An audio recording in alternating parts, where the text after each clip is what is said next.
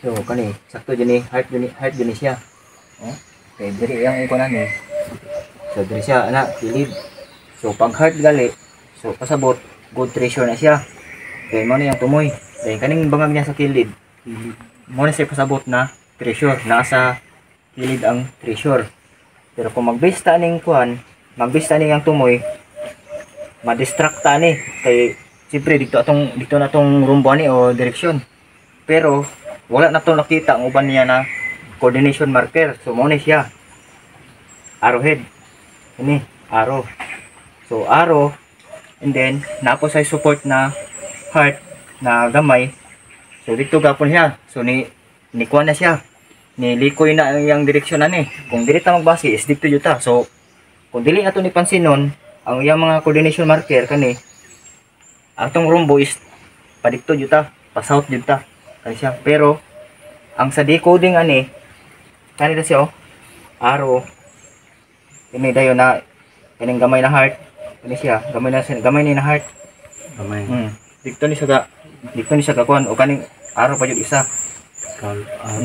So kani siya pasabot ani big deposit treasure nasa kilid. Pero sapa ang yang kuan ni or busay.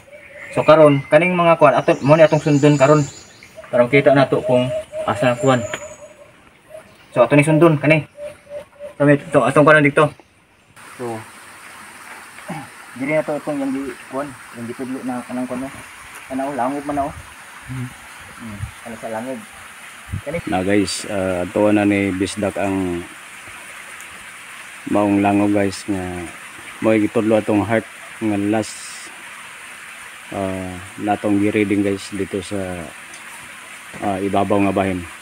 Ano sa bawal dito? Mo ni guys i-discover na ni bisdak.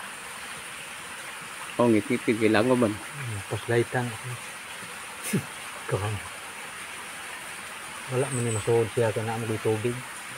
Masud ba? Ingat lang da met kay basin ay kon da. Naiga humol da nga dakong kon mananap. Sagaran guys ingani nga kon sitwasyon mo ni gipuy-an sa mga sawa. Ngani bugnaw uni nay langob nga susamay ngani uni puloyanan sa mga sawa